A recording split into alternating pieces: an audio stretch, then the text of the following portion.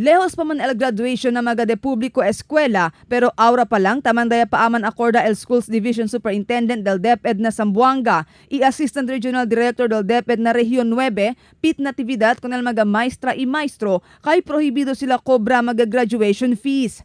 Asagun ko natividad, debe na diila MOOE o Maintenance and Other Operating Expenses yata sa kafondo, el kada eskwela para usa na graduation ceremony, i hindi mas debe pa kolekta sen kon el mga estudyante. Taman discourage sigun el Departamento de Edukasyon que asa grandioso y gastoso con el graduation ceremony. Actually, last day of classes is April 6, no? So April pa daton mga graduation exercises. So amo syempre, austerity measure, avoid kita mga unnecessary expense, collection, kasi dapat talyasin na school MOE.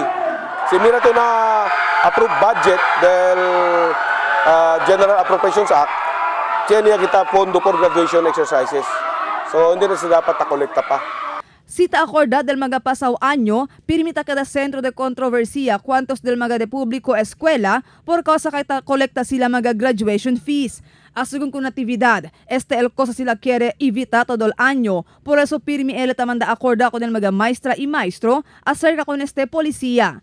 Y habla también si natividad kay na abril sa ISPA este año, el último día del clase na mga de publiko eskwela.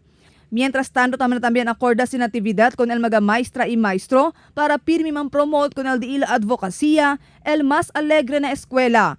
El kada sigun posible si queda mas approachable y accommodating el mga maestra y maestro con diila mga estudyante. Por eso abdukta kita sa programa na mas alegre na eskwela. Kay tasi kita mga programa akil ta protekta kita el derecho del mga bata, no? Especialmente sa mga unnecessary regaño, unnecessary abuse.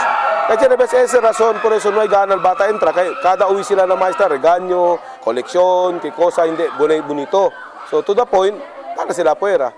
Pero siguro si asa kita, more accommodating kita, more approachable kita, more understanding kita ng mga needs del mga bata, baka albira sila otra vez na eskwela. Un manera también según para hacer con el mga estudyante más con gana anda na eskwela y estudia y un manera también para pone kanila lejos na mga mal actividades.